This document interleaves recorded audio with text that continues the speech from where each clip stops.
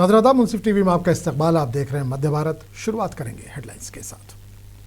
सुर्खियों को पेश करने में ताउन किया है डॉक्टर ऑर्थो ऑयल के साथ साथ डॉक्टर ऑर्थो कैप्सूल्स साथ लेना ना भूलें। भोपाल में बीजेपी कारकुनान की वर्कशॉप, वज़ीर आला मोहन यादव की शिरकत।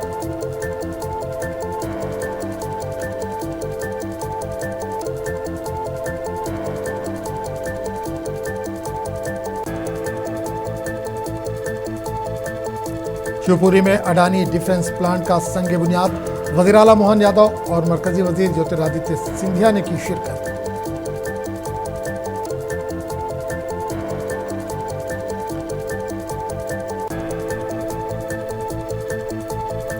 रायपुर में वज़ीर आला विष्णुदेव साय ने काबीना के साथ किया योगा। सेहतमंद तर्ज जिंदगी, ज़हनी सुकून और योगा अपनाने का दिया पैगाम।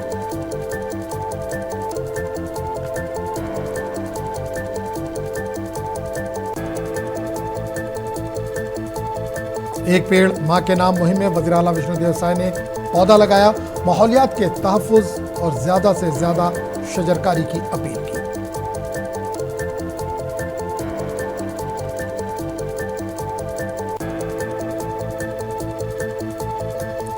विकसित भारत स्कीम के तहत 25,863 करोड़ रुपए की पहली किस्त जारी। शिवराज सिंह चौहान ने कहा, मरकज ने अपना फर्ज निभाया, अब रियासतें भी मजदूरों को उनका हक दें।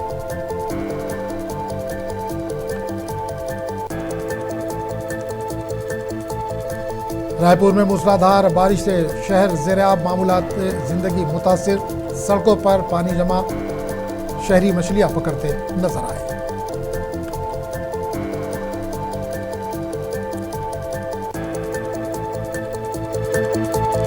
पद्म विभूषण डॉक्टर तीजन बाई का इंतकाल, फन की दुनिया सोगवार। पीएम मोदी और सीएम समेत मुतादिद लोगों ने पेश किया खिराज अकीदत।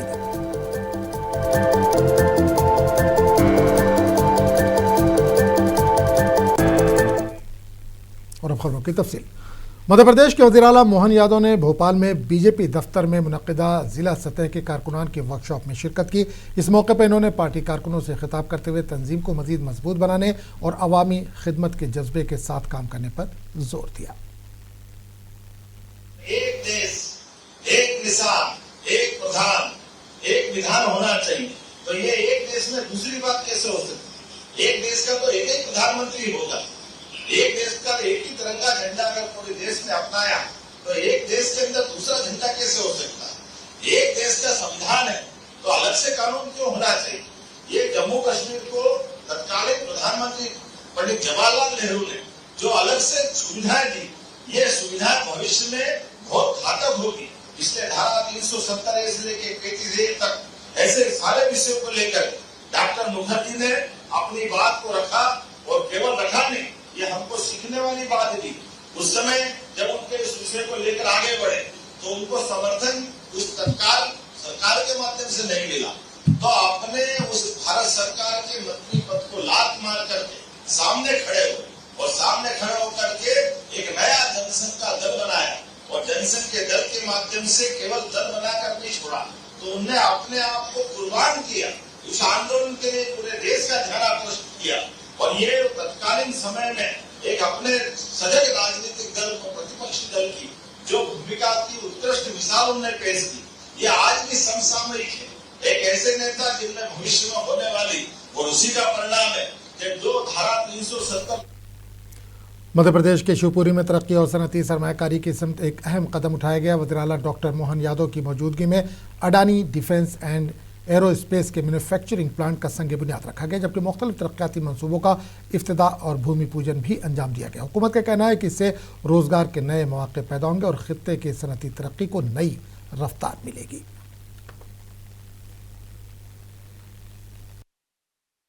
ज्योति एक आती है और आपके अपने केंद्रीय मंत्री श्रीमान ज्योतिरादित्य सिंधिया जी जोरदार ताली बजाकर अभिनंदन करें माननीय केंद्रीय मंत्री जी का। एक साथ स्नेह का लेपन और प्रेम का वो वातावरण आज शिवपुरी में सच में चंबल की ये धरा कई सौ साल से यहाँ के बाके लड़ाके सेना के जवान, अफसर, यहाँ के नागरिक अपनी जान की बाजी लगा करके सीमा पर सेना में भर्ती होकर रक्षा करते। जोरदार अभिनंदन करें अपने उन सारे जवानों और अधिकारियों के लिए। चंबल ने जब भी कदम बढ़ाया, देशभक्ति का नया गीत गाया और आज ये पूरा मंच गवाह है। सिंधिया वंश की ये गौरवशाली परंपरा का एक अलग अद्भुत साम्राज्य है, जिसके कारण से मुगलों के शासन काल में भी हमारी भारतीय सनातन संस्कृति की ध्वजा अद्भुत लहराई। जोरदार अभिनंदन करें गौरवशाली अतीत के लिए भी। आत्मनिर्भर भारत की विचारधारा, विकसित भारत 2047, ये शिवपुरी का लक्ष्य नहीं रहा, ये मध्य प्रदेश का लक्ष्य नहीं रहा, ये समूचे मां भारती का लक्ष्य बन चुका है मेरे भाइयों और बहनों। और आज इस समय पर, इस मंच पर मैं थोड़ा इतिहास की बात भी करना चाहता हूं। ये लक्ष्य, ये सिद्धांत सिंधिया परिवार के सिद्धांत सदैव रहे हैं। जब अटक से कटक तक और भरूच से प्रयागराज तक विदेशी आक्रांताओं को खदेड़कर महाजी महाराज ने देश एक भारत श्रेष्ठ भारत की विचारधारा बोई थी, जो छत्रपति शिवाजी महाराज ने हिंदवी स्वराज की बीज बोई थी। छत्तीसगढ़ के वजीर आला विष्णुदेव साय ने अपनी काबीना के वज़रा के साथ IIM रायपुर में योगा किया। इस मौके पर वज़ीर आला और काबीना के अरकान ने सेहतमंद तर्ज ज़िंदगी और जिस्मानी व ज़हनी तंदुरुस्ती का पैगाम दिया। इस मौके पर वज़ीर आला ने कहा कि योगा न सिर्फ जिस्म को सेहतमंद रखता है बल्कि ज़हनी सुकून और मुस्बत सोच को भी फ़रोग़ देता है।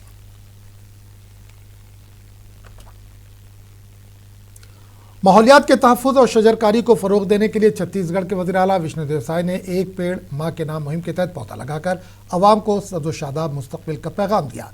इस मौके पर इन्होंने कहा कि ये मुहिम सिर्फ दरख्त लगाने की नहीं बल्कि माँ, तहज़ीब और फितरत से मोहब्बत व इज़हार तशक्कुर की अलामत है और रियासत के अवाम से ज़्यादा शजरकारी में हिस्सा लेने की अपील की।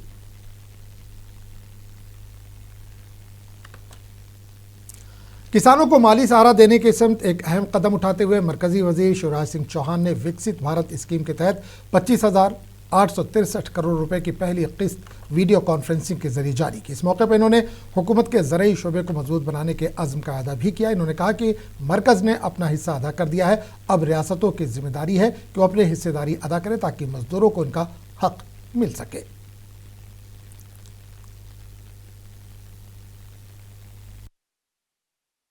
हमने मजदूर भाई और बहनों को मजदूरी देने के लिए भारत सरकार की ओर से 25,863 करोड़ रुपए की मदर सैंक्शन राज्यों को जारी की है।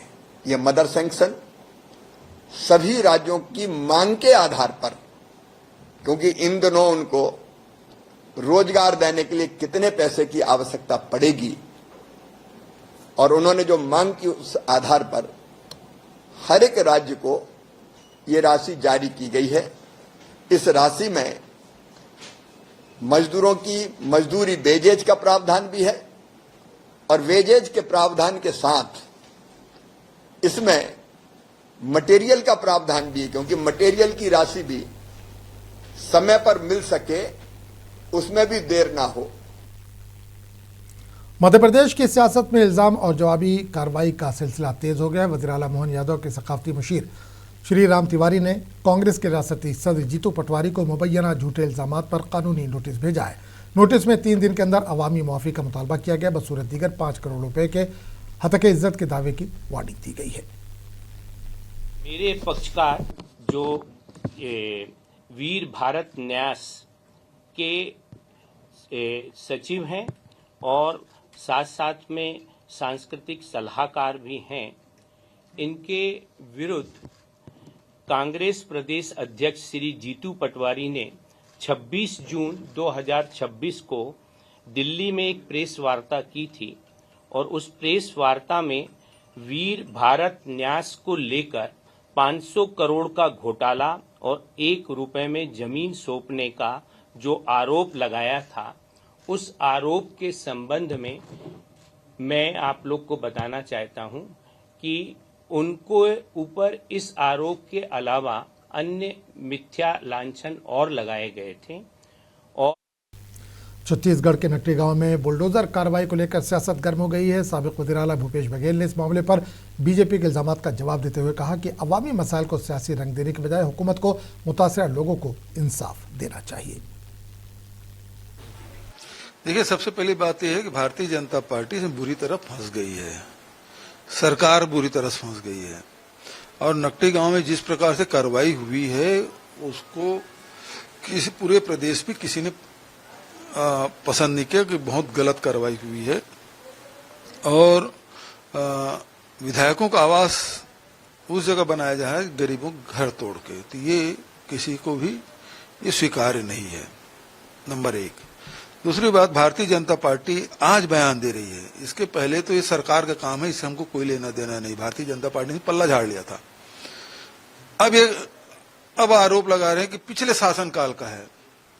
पिछले शासनकाल में विधायकों को शेरी खेड़े में जमीन दे दी गई है। मध्य प्रदेश के देवास में खानदानी तनाज़ा उस वक्त संगीन रुख इख्तियार कर गए जब एबी रोड पर सड़क जाम करके एहतजाज किया गया, जिससे ट्रैफिक बुरी तरह से मुतासर हुआ। पुलिस ने फौरी कार्रवाई करते हुए 5 अफराद को गिरफ्तार किया, जबकि 15 दीगर के खिलाफ मुकदमा दर्ज किया गया है।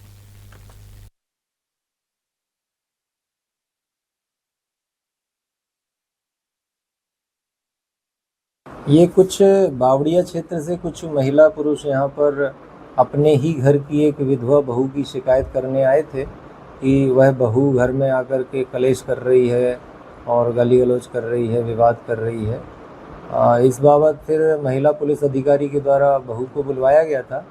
बहू ने अपनी व्यथा बताई कि हमारे जो ससुराल वाले हैं, आज हमारे ससुर का देहांत हुआ है और मुझे बुलाया नहीं है, इस कारण से मैं उलाहना देने गई थी। तो ये दोनों पक्ष। मारूफ पांडवानी गुलकारा पद्म विभूषण डॉक्टर तीजन बाई का इंतकाल हो गया। कुछ अरसे से वो बीमार थी।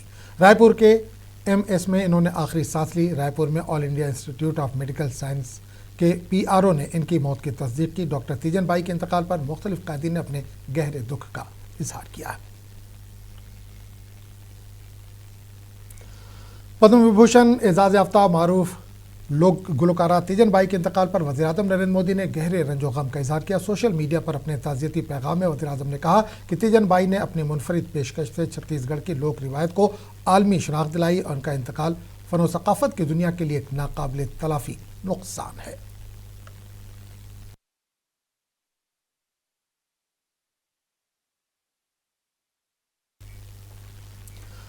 मारूफ पांडवानी गुलकारा पद्म विभूषण डॉक्टर तीजन बाई के इंतकाल पर छत्तीसगढ़ के वज़ीर आला विष्णुदेव साय ने गहरे दुख का इजहार किया। इन्होंने तीजन बाई को खिराज अक़ीदत पेश किया।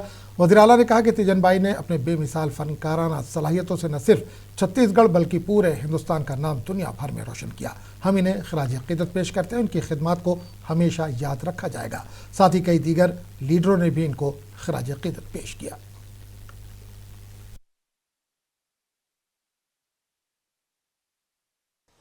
आज श्रीमती तीजन बाई का निधन हो गया है, जो पद्मश्री और पद्म विभूषण से नवाजी गई थी और उन्होंने पूरे देश और दुनिया में अनवानी के माध्यम से छत्तीसगढ़ का नाम रोशन किया था।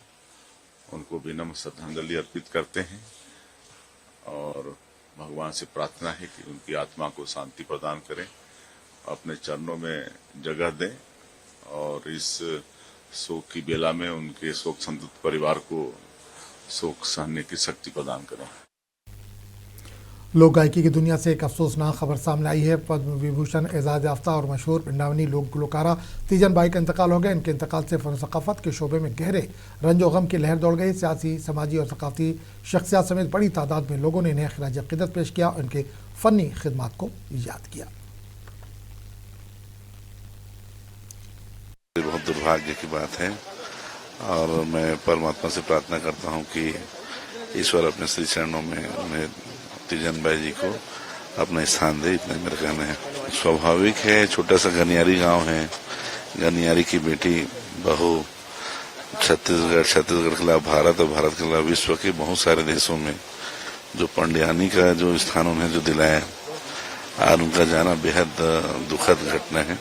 बहुत बड़ी दुखद घटना है और ये छत्तीसगढ़ को हम पूर्ण नहीं कर पाएंगे। एक ऐसी कलाकार गई है, एक ऐसी धरोहर हमारे बीच से गई है कि आज सिर्फ छत्तीसगढ़ नहीं पूरे भारत में एक दुख का माहौल है और उनके परिवार को शक्ति दे इस दुख की घड़ी में।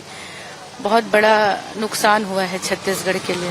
देखिए, लोक कला की शेरनी थी तीजन बाई और छत्तीसगढ़ के माटी के कला को पूरे विश्व तक पहुंचाना ये कम बड़ी बात नहीं है। और उन्होंने जिस प्रकार से कला के क्षेत्र में और जो कलाकार है उनको प्रेरित करना, छत्तीसगढ़ का पंडवानी पूरे विश्व में गूंजेगा, ये समझ से बाहर था, ये कल्पना से बाहर था। लेकिन जिस प्रकार से निश्चित रूप से तीजन बाई ने छत्तीसगढ़ का नाम रोशन किया है, उन्हें मैं विनम्र श्रद्धांजलि व्यक्त करता हूं और उन्हें सशक्त प्रणाम करता हूं।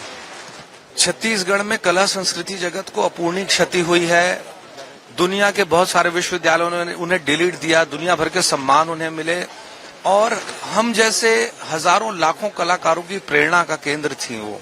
उन्होंने पूरी दुनिया को बताया कि एक छोटे से गांव से कैसे विश्व में उन्होंने अपने शैली से, अपनी कापालिक शैली के जो पंडवानी उनके गाने की जो शैली थी, उससे उन्होंने पूरी दुनिया में अपनी अलग विशिष्ट पहचान बनाई। और अपूर्णीय क्षति, कल रात में मैं उन्हें एम्स देखने गया था, तब वो अनकॉन्शियस थी, बट दुर्भाग्यपूर्ण तरीके से आज सुबह ये खबर मिली। हम सबके लिए बहुत दुखद क्षण है। छत्तीसगढ़ के दारुल हुकूमत रायपुर में मुसलसल मूसलाधार बारिश ने मामूलात जिंदगी को बुरी तरह से मुतासिर कर दिया। शहर के कई नशेबी इलाकों में पानी जमा होने से सड़कें ज़ेर आब आ गई हैं। कई अहम रास्तों पर आमदोरफ्त शदीद मुतासिर है। शहरियों को दफ्तर और घरों तक पहुंचने में सख्त मुश्किलात का सामना करना पड़ा। लोग सड़कों पर मछलियां पकड़ते देखे गए। छत्तीसगढ़ के रायपुर में कई परिवारों के लिए मानसून का आना अब गर्मी से राहत नहीं बल्कि घरों में पानी भरने का डर लेकर आता है। रविवार को हुई भारी बारिश के एक ही दौर ने निचले इलाकों के कई मोहल्लों को जलमग्न कर दिया, जिससे जनजीवन पूरी तरह प्रभावित हो गया है। और ये समस्या हर साल की, इसके कुछ सेक्टर की समस्या तो हर ही साल की है और इस साल तो समस्या और बढ़ गई जबकि अभी बारिश पहली हुई है। मैं यहाँ विगत 6 वर्षों से रह रहा हूँ। ये 6 साल से देखती हो रहा हूँ, पूरा पानी भर जाता है घर, खाना बनाना नहीं, बहुत दिक्कत जाता है, बच्चे सो नहीं पाते रात भर, मच्छर सांप भी आ जाता है, पूरा पानी भरा रहता है बरसात भर पूरा। जैसे कि हम लोग कल रात के 1:30 बजे से ये परेशानी को झेल रहे हैं। पहले हमारे मोहल्ले में कभी इतना पानी नहीं भरा था, लेकिन अभी करीबन 24 घंटा हो गया है जो कि हम लोग, आप देख सकते हैं, पानी से हम लोग जो परेशान हैं। आजू बाजू जितनी भी हमारी दुकानें हैं, भैया लोग की जितनी भी किराना दुकान है, सभी दुकानें, सबों में पानी भरा हुआ है। कुछ निवासियों का आरोप है कि हाल ही में बुनियादी ढांचे और जल निकासी व्यवस्था को बेहतर बनाने के काम के बावजूद इलाके में जल भराव की समस्या बनी हुई है। इसकी वजह ये हो सकती है कि जो ड्रेनेज सिस्टम अभी जो बनाया गया है, कहीं न कहीं उसमें कोई खामी रह गई है, क्योंकि बूढ़ा तालाब का जो पानी वो महाराजबंद में आ रहा है और महाराजबंद का पानी आ रहा है भैया तालाब में। तो ये जो क्षेत्र है ये डाउन क्षेत्र है। डाउन क्षेत्र में पहले क्या था कि महाराजबंद से 2 ड्रेनेज सिस्टम निकलते थे, अब वो ड्रेनेज सिस्टम को उन्होंने वन साइड कर दिया है। तो पूरा ड्रेनेज का पानी जो है कंप्लीट, अब इतना बड़ा ड्रेनेज तो बना नहीं है कि जितना वाटर का लेवल है, तो उस हिसाब से पानी जो है पूरा रोड पर आ गया है, नालियां सक्षम नहीं है। इलाके के लोग अब अधिकारियों से मांग कर रहे हैं कि हर मानसून में किए जाने वाले अस्थायी उपायों के बजाय कोई स्थायी समाधान निकाला जाए। उन्हें उम्मीद है कि बेहतर ड्रेनेज और समय पर रखरखाव से आखिरकार उस समस्या का समाधान हो सकेगा जो अब हर साल की समस्या बन गई है। बारिश का पानी अगर महफूज किया जाए तो न सिर्फ पानी की किल्लत कम हो सकती है बल्कि टैक्स में भी बचत मुमकिन है। मध्य प्रदेश के इंदौर में रेन वाटर हार्वेस्टिंग सिस्टम लगाने वाले मकान मालिकान को प्रॉपर्टी टैक्स में 10% रियायत दी जाएगी। पेश एक रिपोर्ट। क्या हो अगर बारिश का पानी बचाने से आपका प्रॉपर्टी टैक्स बिल भी कम हो जाए? अगर आप मध्य प्रदेश के इंदौर में रहते हैं तो आपको यही फायदा मिल सकता है। पानी बचाने को बढ़ावा देने के लिए इंदौर नगर निगम ने उन मकान मालिकों के लिए संपत्ति कर में 10% की छूट देने का फैसला किया है जो बारिश का पानी इकट्ठा करने वाला सिस्टम यानी रेन वाटर हार्वेस्टिंग सिस्टम लगाते हैं और उसे ठीक तरीके से बनाए रखते हैं। देखो, जल संरक्षण को जन आंदोलन बनाना है और जन आंदोलन बनाने के लिए हर घर पर वाटर हार्वेस्टिंग का प्लांट लगे, प्रयासों से भी लगे और कंपल्शन से भी लगे। इसलिए हमने इसको लगाना कंपलसरी भी किया है कि नक्शा पास कराते समय ये कंडीशन कंपलसरी है कि लोग अपने घर की छतों पर वाटर हार्वेस्टिंग करें और लोगों को इसमें प्रोत्साहन मिले। इसलिए 10% संपत्ति कर में छूट देने का भी फैसला हमने लिया है और लोगों ने इस प्रोत्साहन के कारण और आह्वान के कारण बहुत तेज़ी से अपने घर की छतों पर इस तरह के वाटर हार्वेस्टिंग प्लांट लगाए। एक विधि जो 2022 में आई थी उसके तहत समेकित कर में 10% की छूट का प्रस्ताव हम लोगों ने भेजा था, जो मेयर इन काउंसिल ने उस पर सहमति दी है और शीघ्र ही हम उसके माध्यम से ये प्रमोट करना चाहते हैं कि शहर में जो लोग कुछ राशि लगाकर अपना रूफ वाटर हार्वेस्टिंग स्ट्रक्चर को वर्किंग फंक्शनल रखेंगे, जिससे पानी का जो है जो भूजल का स्तर है वो सुधरेगा, साथ ही उनको प्रॉपर्टी टैक्स के जो समेकित कर रहे हैं उसमें लाभ नहीं होगा। इंदौर के लोगों को इसके फायदे अभी से साफ नजर आने लगे हैं। जिन मकान मालिकों ने रेन वाटर हार्वेस्टिंग सिस्टम लगवाए हैं, उनका कहना है कि भीषण गर्मी के दौर में भी उन्हें पानी की किल्लत का सामना नहीं करना पड़ता है। वो तो अच्छी पहल है, क्योंकि इससे लोगों को प्रोत्साहन मिलेगा और वो वाटर हार्वेस्टिंग करेंगे। अभी पानी की क्या स्थिति है आपके यहाँ बोरिंग की? अभी बिल्कुल फर्स्ट क्लास आता है। और आजू बाजू और मैंने अभी थोड़ी बारिश हुई तो उससे और मैंने फोर्स बढ़ गया, प्रेशर। गर्मी में थोड़ा कम था पर फिर भी सूखा नहीं मेरा, फिर भी पानी मेरे को मिलता रहा। अब पानी बचाने पर आर्थिक प्रोत्साहन मिलने से इंदौर के लोगों को उम्मीद है कि ज्यादा से ज्यादा लोग बढ़ चढ़कर नगर निगम की इस मुहिम में शामिल होंगे और शहर हित में अपना योगदान देंगे। क्या हो अगर छत्तीसगढ़ के दारुल-हुकूमत रायपुर से एक दिलचस्प और गैर मामूली कानूनी इतराज़ात सामने आया है, जहां एक किसान ने सुप्रीम कोर्ट में दावा किया है कि स्वामी विवेकानंद बैनुल-अक़वामी हवाई अड्डे का बड़ा हिस्सा उसके खानदान की आबाई ज़मीन पर तामीर किया गया। किसान का कहना है कि वो गुज़िश्ता कई दहाइयों से इंसाफ के लिए कानूनी जंग लड़ रहा है। अब सबकी नज़रें सुप्रीम कोर्ट पर है, जहाँ इस अहम मुकदमे का फैसला होगा। छत्तीसगढ़ के दारुल हुकूमत रायपुर से एक ऐसा कानूनी मामला सामने आया है जिसने सबकी तवज्जो अपनी जानिब मबजूल कर ली है। एक किसान ने सुप्रीम कोर्ट से रुजू करते हुए दावा किया है कि जिस जमीन पर स्वामी विवेकानंद बैनुल-अक़वामी हवाई अड्डे का टर्मिनल और उसका एक बड़ा हिस्सा तामीर किया गया है, वो दरअसल उसके खानदान की आबाई जमीन है।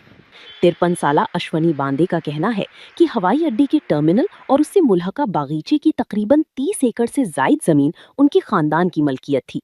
उनके मुताबिक 1942 में बरतानवी दौरे हुकूमत के दौरान इस जमीन को आर्जी तौर पर एयरफील्ड बनाने के लिए हासिल किया गया था, लेकिन आज़ादी के बाद ना तो ये जमीन वापस की गई और ना ही खानदान को इसका कोई किराया या मुआवजा अदा किया गया। क्लेम किया हुआ है वो इस 34 एकड़ 35 डिसमिल का मामला है। मेरा जो क्लेम है सरकार के साथ 2017 में मैंने 3,500 करोड़ के समथिंग मैंने क्लेम फाइल किया था, वो भी रेकरिंग रिवाइज कंपनसेशन के आधार पे कैलकुलेट करके। भाई सरकार का एक कानून होता है, किसी भी भूमि पे बेकब्जा की तारीख से लेके आज तक यदि सरकार 15 साल के भीतर यदि उस मामले का निराकरण नहीं करती तो विधिक तरीके से ये अब माना जाएगा कि रेकरिंग रिवाइज कंपनसेशन साथ में STR rule, ACR rule, arbitration act मिला के उसके तहत ये कैलकुलेशन किया गया है और उसके आधार पे मैंने ये क्लेम फाइल किया है। अश्वनी बांदे का कहना है कि वो गुज़श्ता 3 दहाइयों से जायद अरसे से सरकारी रिकॉर्ड, पुराने दस्तावेजात और खानदानी कागजात की बुनियाद पर मुख्तलिफ अदालतों में इंसाफ के लिए कानूनी जंग लड़ रहे हैं। अब उन्होंने सुप्रीम कोर्ट का दरवाजा खटखटाते हुए अपने दावे को आला तरीन अदालती सतह पर पेश किया है। अब इस मामले पर सबकी नजरें सुप्रीम कोर्ट पर मरकूज हैं, जहां ये तय होगा कि किसान का दावा कानूनी और तारीखी शवाहिद की बुनियाद पर किस हद तक दुरुस्त है और आया उन्हें उनकी मुबैना आबाई जमीन के बदले कोई मुआवजा मिल सकेगा या नहीं। ब्यूरो रिपोर्ट, मुंसिफ टीवी। मध्य प्रदेश के एक छोटे से गांव ने ये साबित कर दिया है कि अगर अज़्म मजबूत हो तो नामुमकिन भी मुमकिन बनाया जा सकता है। सरकारी वादे पूरे ना होने पर देहातियों ने इंतजार करने के बजाय खुद ही अपने बच्चों के लिए स्कूल की नई इमारत तामीर करने का बीड़ा उठा लिया, चंदा जमा किया, अपनी मेहनत शामिल की और तालीम के लिए एक नई मिसाल कायम कर दी। तो अब देखिए रिपोर्ट, हमें दीजिए इजाजत। आदाब। मध्य प्रदेश के जिला डिंडोरी के शिकारी टोला गांव में सरकारी बेहिसी के बावजूद देहातियों ने अपने बच्चों के बेहतर मुस्तकबिल के लिए एक मिसाली कदम उठाया है। गांव वालों ने नए स्कूल की इमारत की तामीर के लिए कई बार हुक्काम से दरखास्तें की, लेकिन जब उनकी आवाज ना सुनी गई तो उन्होंने खुद ही स्कूल तामीर करने का फैसला कर लिया। मकामी लोगों का कहना है कि प्राइमरी स्कूल की पुरानी इमारत इंतहाई खस्ता हाल हो चुकी थी, जिसे चंद साल कबल गिरा दिया गया था। अगरचे नई इमारत बनाने का वादा किया गया था, लेकिन वो आज तक पूरा नहीं हो सका। तो गिरा दें, अब आवे नहीं स्कूल तो पूरे सदस्य गांव के मिल के चंदा करके बना रहे हैं, पूरे श्रमदान में कर रहे हैं काम। आप ही लोग काम कर रहे हैं? हाँ, आप ही लोग पूरे गांव भर के कर रहे हैं। स्कूल की मुस्तकिल इमारत ना होने के बाइस गुज़िश्ता चंद बरसों से बच्चों की तालीम एक किराए की छोटी सी जगह पर जारी है। तलबा और असातिज़ा का कहना है कि महदूद जगह होने की वजह से पढ़ाई और तदरीसी सरगर्मियों में शदीद मुश्किलात पेश आती हैं, जिससे बच्चों की तालीम भी मुतासिर हो रही है। हमारा स्कूल पूरा डिसमेंटल हो गया है। हमारा स्कूल जब हम लोग पढ़ते थे तब उसमें दरारें आती थी, बहुत से दरार थे और पानी टपकता था, इसलिए हम लोग वहाँ पे अच्छे से शिक्षा ग्रहण नहीं कर पाते। अभी यहाँ क्या स्थिति है? अभी तो बहुत बुरा स्थिति है। हम लोग दूसरे किराए के घर पे रह रहे हैं, जबकि और वो घर वाले दूसरा घर तक बना रहे हैं और हम लोग ये किराए से घर से निकलना चाहते हैं और अपने स्कूल में खुद बैठ कर पढ़ना चाहते हैं। अभी किस तरह से व्यवस्था है, कैसे बैठते हैं आप लोग? कितने बच्चे? हम लोग 52 बच्चे हैं और यहाँ पे हम लोग को बैठने का जगह ही नहीं बनता, छोटे छोटे बच्चे भी आते हैं। यहाँ पर स्कूल नहीं है, ये सबसे बड़ी समस्या है। यहाँ बच्चों को बैठने की व्यवस्था नहीं है। एक ही साथ यहाँ पे पूरे 5 क्लास के बच्चे पढ़ते हैं और स्ट्रेंथ अभी 52 है, तो यहाँ पे पढ़ाने में बहुत दिक्कत जाती है। गांव वालों का कहना है कि उनकी वाहिद ख्वाहिश ये है कि उनके बच्चों को तालीम हासिल करने के लिए एक महफूज और मुनासिब स्कूल की इमारत मुयस्सर आई। उनका दावा है कि उन्होंने कई मरतबा मुताल्लिका हुक्काम से नई इमारत की तामीर की अपील की, मगर हर बार उन्हें सिर्फ यकीन दहानियां मिली और अमली तौर पर कोई इकदाम नहीं किया गया। स्कूल का शिकायत किया हमने, जिला कलेक्टर के पास गए, ब्लॉक में गए, बीओ के पास, सीओ के पास, लेकिन कोई आज तक की कोई सुनवाई नहीं हुई। फिर क्या कर रहे हैं आप? तो खुद से हम पैसा इकट्ठा करके और मटेरियल करके स्कूल बना रहे हैं। सभी लोग अपने श्रमदान कर रहे हैं? हाँ, सभी लोग श्रमदान कर रहे हैं। अब शिकारी टोला गांव के लोग बरसात शुरू होने से पहले तामीराती काम मुकम्मल करने के लिए दिन रात मेहनत कर रहे हैं। उन्हें उम्मीद है कि जल्द ही उनके बच्चों को एक मजबूत, महफूज और बाकायदा स्कूल की इमारत मिल जाएगी, जहां वो बेहतर माहौल में अपनी तालीम जारी रख सकेंगी। देहातियों का ये इकदाम इस बात की मिसाल है कि जब अवाम मुत्तहिद हो जाएं तो महदूद वसाइल के बावजूद बड़े ख्वाब हकीकत का रूप धार सकते हैं। ब्यूरो रिपोर्ट, मुंसिफ टीवी।